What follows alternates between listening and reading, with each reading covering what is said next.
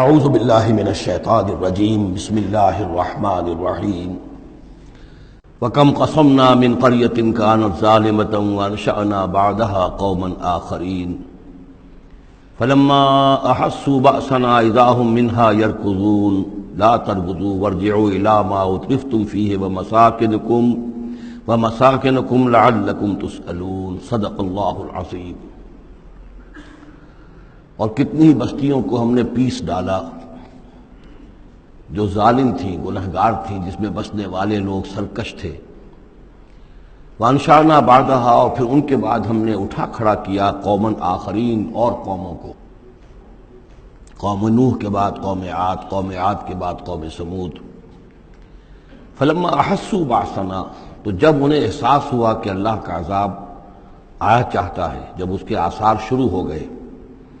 اذا ہم منہا یرکضون، تو اب وہ لگے ایڑیاں رگڑنے۔ لا ترکضوا، اب ایڑیاں نہ رگڑو، وارجعوا الی ما اترفتم فیہ، اب جاؤ ذرا واپس اپنے اسی محلات میں جہاں تمہارا وہ سامان جو ہے عیش کا وہ پڑا ہوا ہے، ومساکنکم، اور اپنے انہی مسکنوں میں جاؤ، محلات میں جاؤ، حویلیوں میں جاؤ، لعلکم تسألون، شاید وہاں کوئی تمہارے لیے، کوئی تمہارا پرسان حال ہو، کوئی تمہارے بارے میں کوئی خیر خبر لینے والا ہو۔ قالوا یا ویلنا انا کنا ظالمین، کیونکہ حقیقت منکشف ہو چکی ہوگی،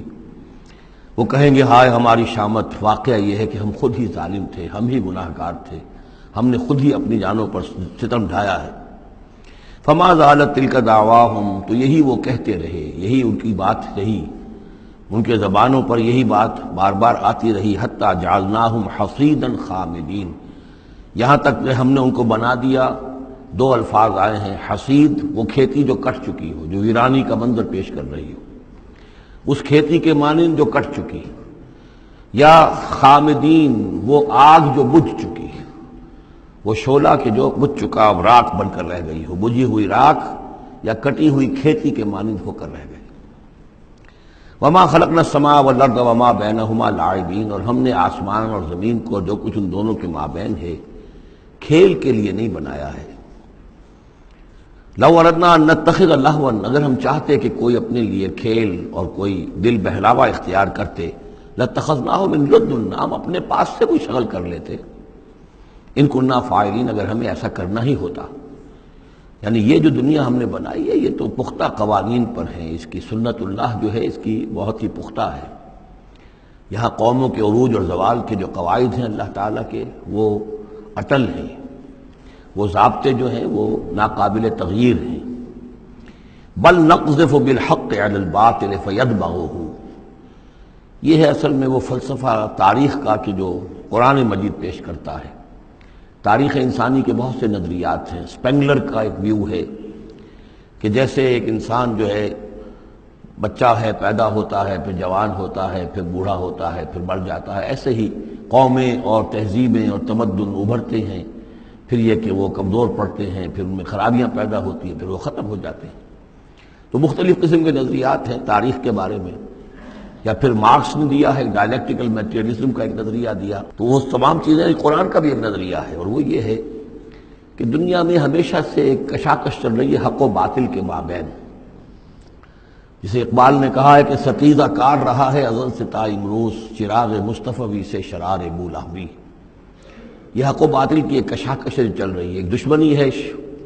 عزازیل شیطان لعین ابلیس اور اس کی نسل اور اس کے ایجنٹ ایک طرف ہیں، اور اللہ کے نیک بندے، انبیاء و رسل، اولیاء اللہ، صدیقین، شہداء، یہ سب دوسری طرف ہیں۔ ان کے مابین ایک کشاکش ہے، کشمکش ہے جو مسلسل چلی آ رہی ہے۔ اور اس میں پھر فرمایا کہ اللہ تعالیٰ ایک مختلف مواقع پر حق کو دے مارتے ہیں باطل کے سر پر، یعنی یہ تصادم جو ہے، ویسے تو حق و باطل کی کشاکش اور تصادم جاری رہتی ہے، لیکن کبھی کبھی ایکسپلوسو ہو جاتا ہے، یہ تصادم نمایاں ہو جاتا ہے،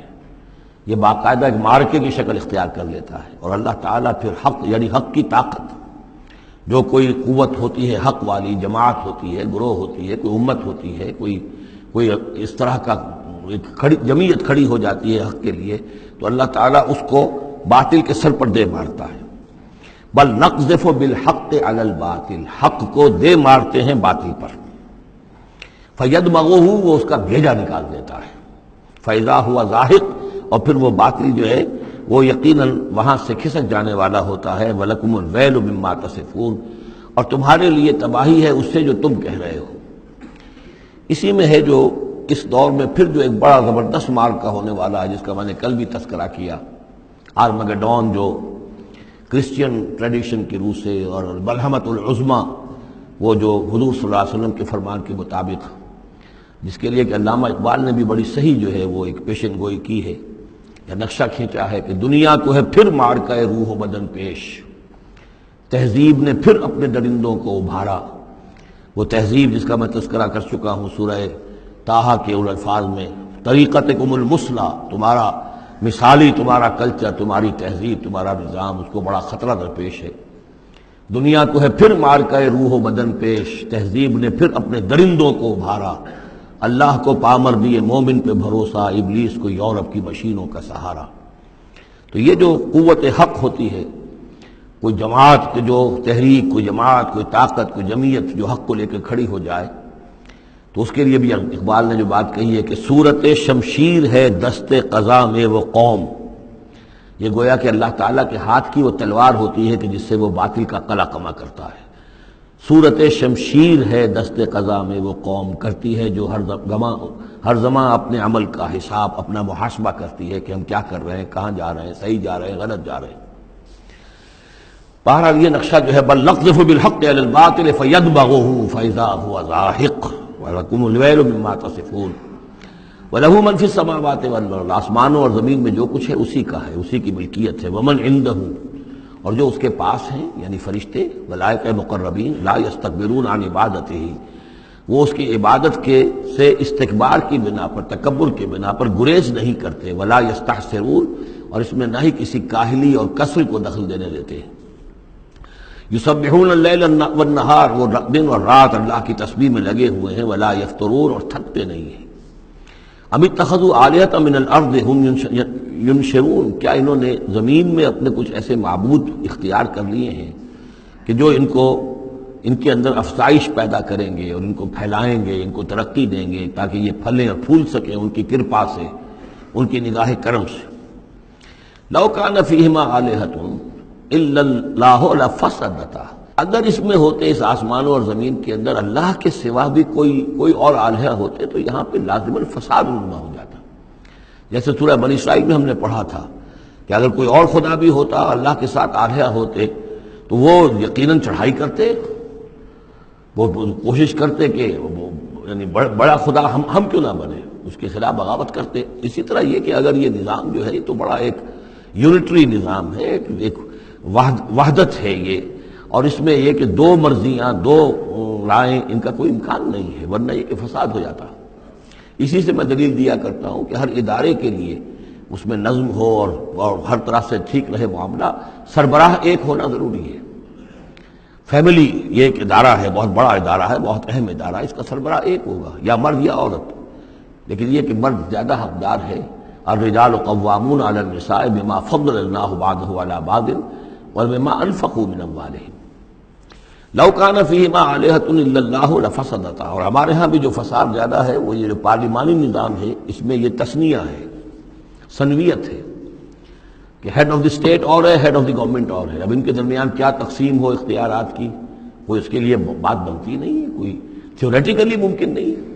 یا تو ایک جو ہے وہ صرف ایک نمائشی اور درشنی ہوگا، یا صدر درشنی ہوگا، نمائشی ہوگا، اس کی حیثیت کوئی نہیں ہوگی، یا وزیر اعظم جو ہے وہ کٹھ پتلی ہوگا، اس کی حیثیت کوئی نہیں ہوگی۔ لیکن یہ تقسیم جو ہے یہی غلط ہے۔ صحیح اور منطقی نظام اور توحیدی نظام جس کو کہا جائے گا وہ در حقیقت صدارتی نظام ہے، جس میں صدر کے پاس اختیار ہے، وہ ہیڈ آف دی اسٹیٹ بھی ہے، ہیڈ آف دی گورنمنٹ بھی ہے۔ لو کان فیہما آلہۃ الا اللہ لفسدتا، اگر آسمان اور زمین میں کوئی ایک اللہ کے سوا کوئی اور الہ ہوتے تو ان دونوں کے اندر فساد رونما ہو جاتا۔ فسبحان اللہ رب العرش عما یصفون، تو اللہ پاک ہے، پاکی ہے اللہ کی جو عرش کا مالک ہے ان تمام چیزوں سے کہ جو یہ بیان کرتے ہیں۔ لا یسأل عما یفعل، وہ جو کچھ کرتا ہے کوئی اس سے پوچھنے والا نہیں، کوئی بات پرس کرنے والا اس سے نہیں ہے۔ وہم یسألون، باقی سب جو کچھ کرتے ہیں ان سے پوچھا جائے گا۔ صدق اللہ العظیم۔